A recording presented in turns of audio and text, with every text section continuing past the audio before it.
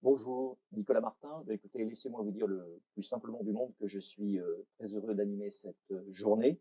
Donc, il va célébrer les 10 ans de l'Observatoire des Ambroisies. 2 minutes tout compris, c'est la vidéo que vous avez pu voir à l'instant et que vous pourrez retrouver sur YouTube. 2 minutes, néanmoins, nous allons consacrer une journée entière à ce sujet, tant il est riche et sa gestion novatrice. C'est ce que nous allons essayer de voir donc tout au long de la journée avec, je ne vais pas entrer dans le détail du programme, vous le découvrirez au fur et à mesure, mais deux parties. Le matin, on va essayer de partager ensemble le bilan des actions qui ont été faites, accomplies tout au long de ces 10 ans.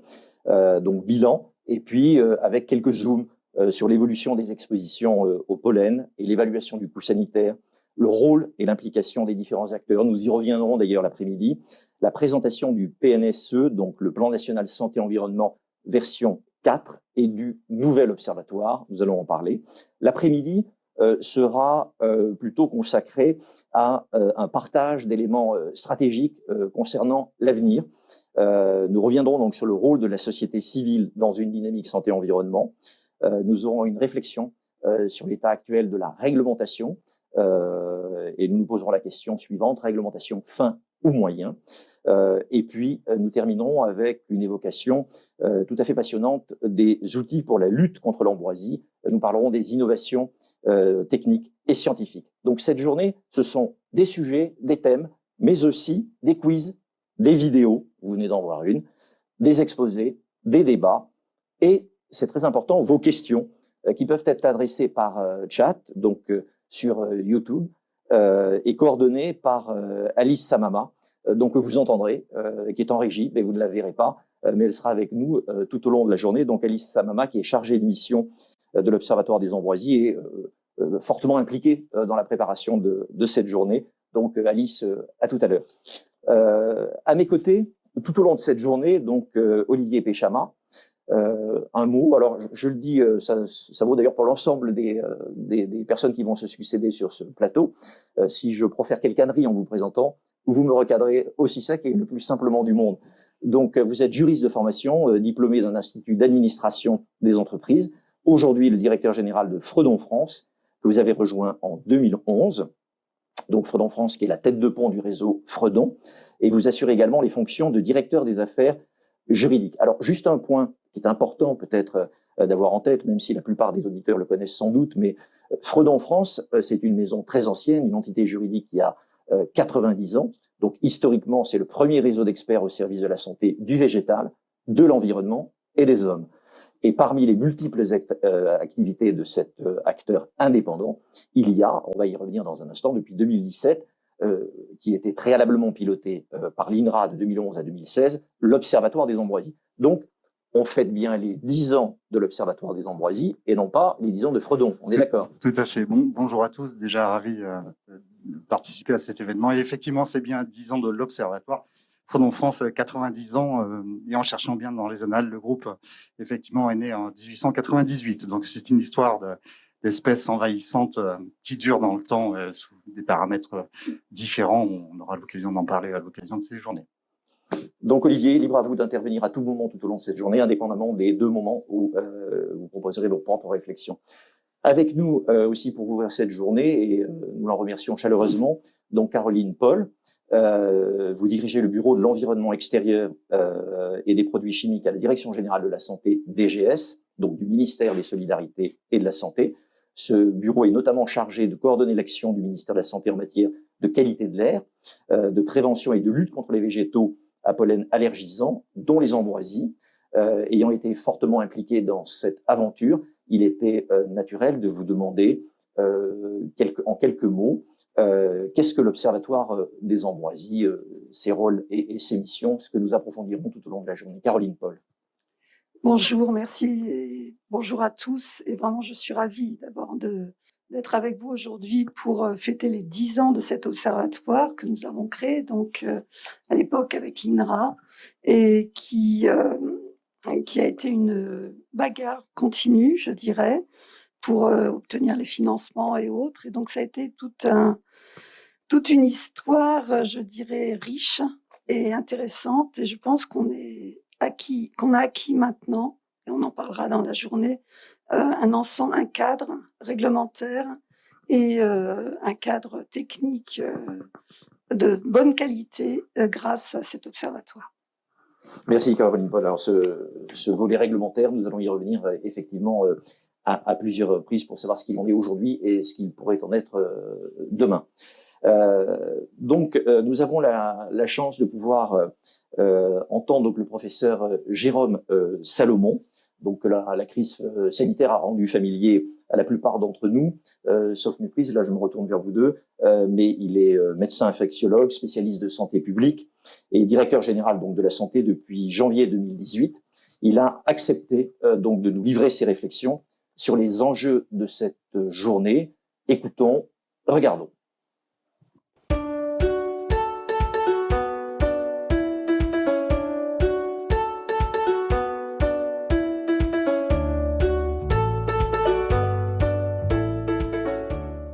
Bonjour à toutes et à tous. C'est avec grand plaisir et beaucoup d'intérêt que je m'associe à vous aujourd'hui afin d'ouvrir ce colloque organisé à l'occasion des 10 ans de l'Observatoire des Ambroisies. Nous le savons, notre environnement est un déterminant majeur de notre santé.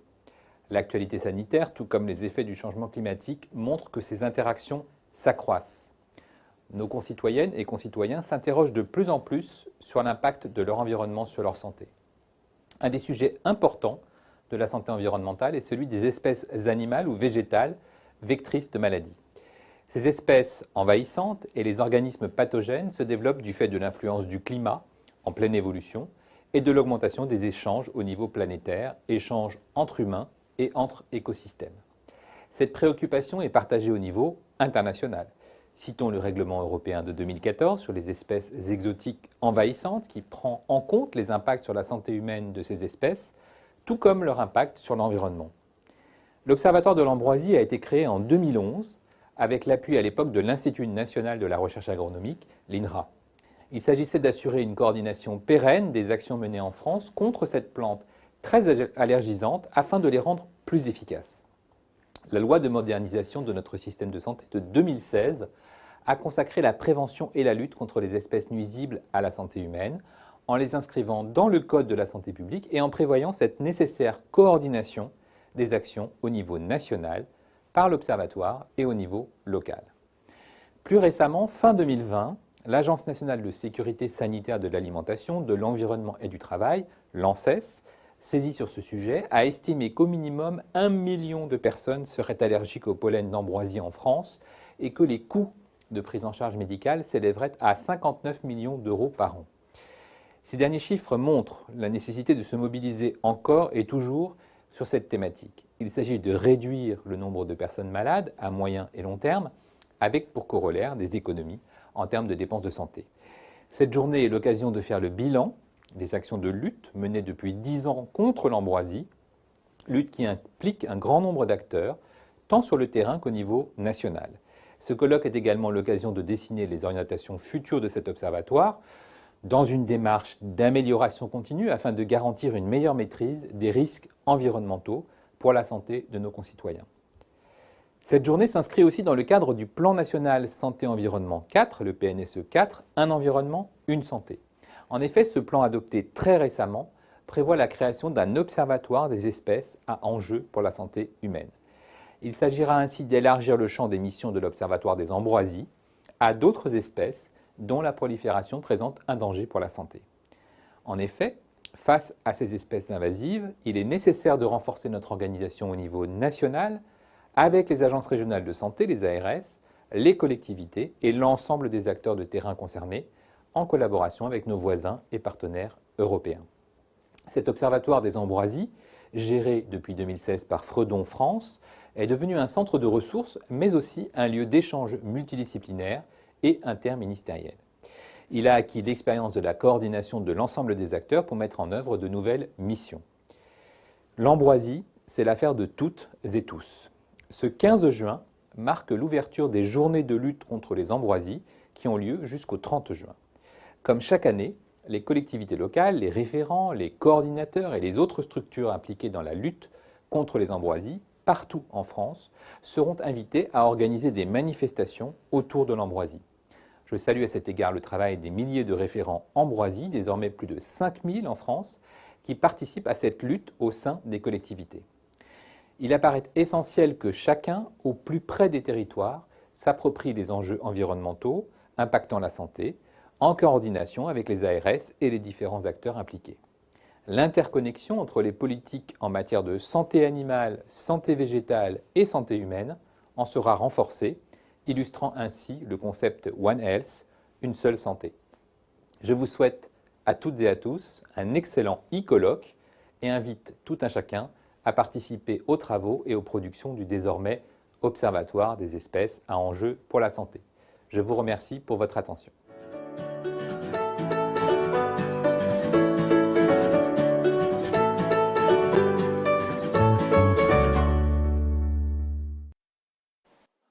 Caroline Paul, juste peut-être une réaction, et celle-ci, je prends volontairement un peu de hauteur. Jérôme Salomon vient de dégrainer un certain nombre d'éléments qui vont structurer toute la journée, mais pour ne prendre que ces exemples dans ce qu'il vient de dire, prise en compte de l'interrogation grandissante des citoyens, coordination de l'ensemble des acteurs concernés, interconnexion des politiques impliquées, lieu d'échange multidisciplinaire et interministériel, pour ne prendre que ces aspects-là de son intervention, diriez-vous, au-delà de la spécificité du propos et des propos qui seront tenus tout au long de cette journée, que tout ce dont nous allons parler aujourd'hui, en quelque sorte, préfigure, anticipe bien des gouvernances dans bien d'autres domaines. Caroline Paul. Oui, alors nous sommes confrontés à ce problème de l'ambroisie, mais aussi des espèces en général. Et une grande difficulté aussi d'évaluer le risque à chaque fois et d'évaluer les moyens qu'il va falloir mettre en œuvre. En tout état de cause, ce que l'on sait, c'est qu'on aura besoin d'une coordination d'acteurs très nombreux sur le terrain pour pouvoir organiser cette lutte. Et c'est vraiment d'ailleurs tout l'objet de l'Observatoire, d'organiser cette lutte. La première des choses, c'est cette coordination, je pense, qui était essentielle à mettre en œuvre et qu'a très bien réalisé l'Observatoire. Olivier Péchama, juste aussi peut-être une autre question avant que l'on passe à un quiz dans un instant, puisque l'annonce vient d'être faite. Alors, on va en parler le moment venu, mais de l'évolution de l'Observatoire des ambroisies avec une sorte d'élargissement donc à d'autres espèces problématiques comme les chenilles processionnaires. Donc passer d'un observatoire dédié aux ambroisies à un observatoire, disons, plus générique des espèces, à enjeu pour la santé. Si je suis, par exemple, sur le terrain et engagé de très longue date dans la lutte contre l'ambroisie, je peux à la fois m'en réjouir, mais je peux aussi peut-être à tort m'en inquiéter, interprétant cela comme une sorte de dilution des moyens qui jusque-là étaient à ma disposition. Olivier Péchama. Oui, alors il faut pas être inquiet de cela. L'objectif, c'est bien de maintenir l'Observatoire des ambroisies comme il fonctionne avec ses grandes richesses. Son mode d'organisation, et ça a été rappelé par Caroline Paul à l'instant, qui est tout à fait original et préfigurateur. L'Observatoire des espèces ayant des impacts sur la santé humaine, finalement, c'est une entité qui vient chapeauter différents observatoires qui vont avoir leur vie, leur communauté à elle, leur comité technique, leurs spécialistes, puisqu'il convient, pour être efficace, d'avoir une approche spéciale à chacune des problématiques. Ce ne seront pas les mêmes personnes qui interviendront dans chacune de ces observatoires au fur et à mesure des évolutions, puisqu'effectivement, les spécialités, les disciplines scientifiques, sociales et autres sont tout à fait spécifiques. Pour vous donner une illustration, on aura des vétérinaires dans celui des chenilles, alors que dans celui des ambroisies, il n'y a pas de vétérinaire et inversement. Voilà. Donc, il n'y a pas de souci de ce côté-là. Caroline Paul, vous voulez ajouter un mot ou... Non, je partage tout à fait. Très bien, merci à vous. Donc, on vous retrouvera à plusieurs reprises dans la journée. Donc, je le disais en ouverture, donc nous allons vous proposer maintenant un quiz. Un mot tout d'abord sur le fonctionnement, pour celles et ceux d'entre vous qui, comme moi, ne seraient pas très à l'aise avec les outils numériques, je suis pas une référence. Donc, le plus simple, c'est que grâce à votre téléphone ou à votre ordinateur, c'est de vous rendre donc sur le site internet suivant, www.menti.fr. www.menti.com, www.menti.com. Et puis, à ce moment-là, vous allez avoir une fenêtre qui s'ouvre et vous pouvez entrer le code qui s'affiche en haut de l'écran. Alors, je ne sais pas si c'est OK. Et donc, la première question, c'est celle-ci. Savez-vous reconnaître les ambroisies?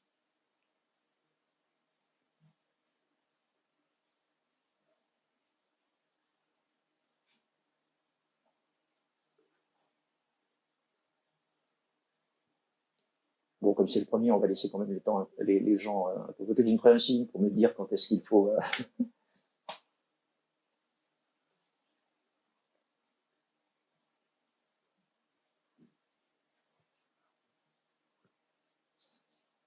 Bon, on peut peut-être procéder.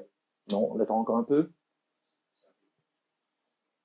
Effectivement, le nombre de connexions est vraiment grandissant. C'est impressionnant.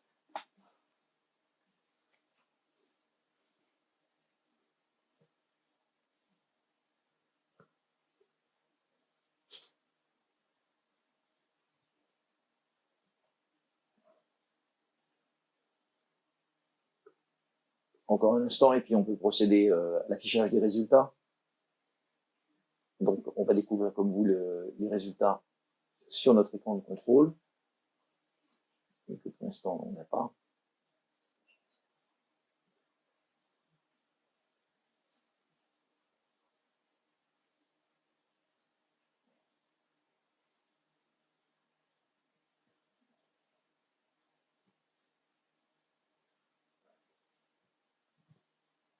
Donc, on n'a toujours pas le... On peut... Vous voulez encore un peu...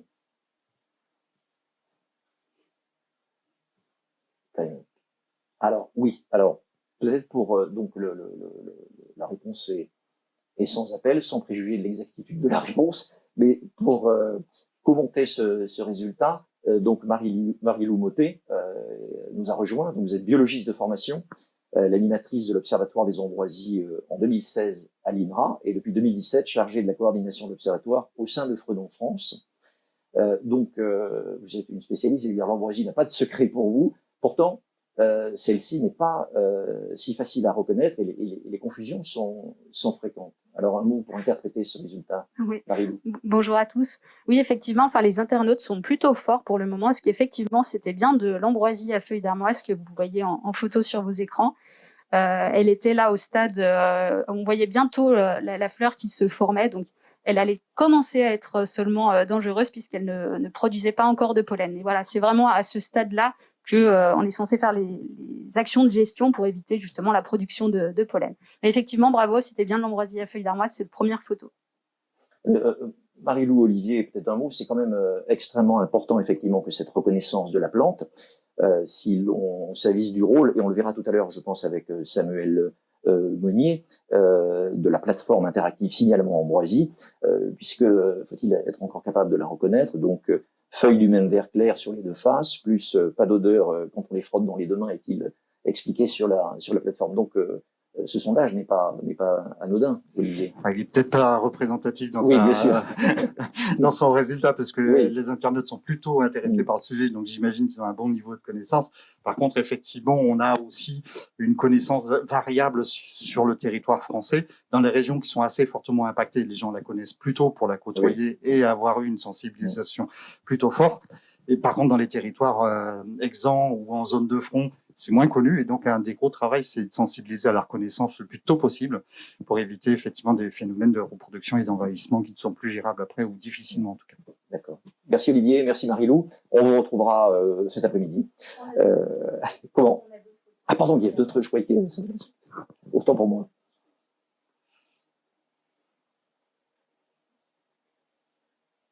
Alors, quelle est la question 2?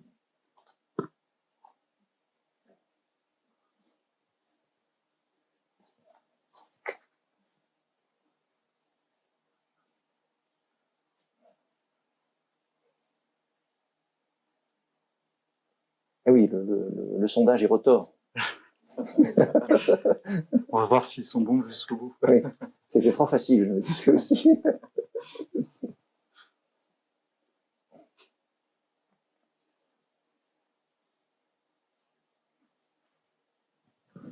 Alors là encore, les internautes sont très forts, puisqu'effectivement, ce n'était pas de l'ambroisie. Si vous aviez bien regardé sur la photo, on voyait une feuille qui était retournée. En fait, on s'apercevait que la face inférieure de la feuille était plutôt blanchâtre. Et c'est comme ça qu'on différencie en fait l'armoise commune, qui est souvent confondue avec l'ambroisie à feuilles d'armoise. Donc bravo, c'était effectivement de l'armoise commune sur cette photo. Et on peut passer, je pense, à la photo 3.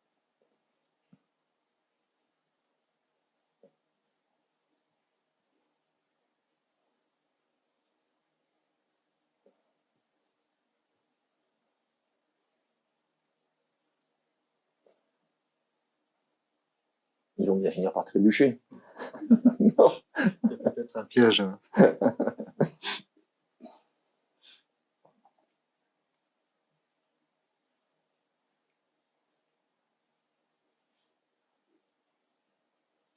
Ah, là, les résultats sont un petit peu plus contrastés. Alors, effectivement, c'était bien de l'ambroisie qu'on voyait au stade de fluorescence. Donc, on voyait l'épi de fleurs mâles qui produisent le pollen. Donc, effectivement, en ce moment-là, elle commence à être dangereuse. C'était bien de l'ambroisie, mais les internautes qui se sont trompés, on peut les excuser, car c'était pas l'ambroisie à feuilles d'armoise qui est l'espèce qu'on retrouve le plus communément. C'était de l'ambroisie à épilis, l'ambroisia psilostachya. Voilà, qui est une deuxième espèce d'ambroisie qui est classée dans le Code de la santé publique en France. Et on peut passer à la 4e et dernière photo.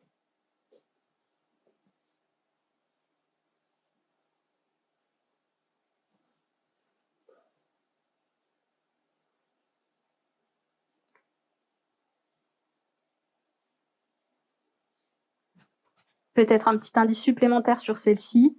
La plante que vous voyez mesure environ 3 à 4 mètres.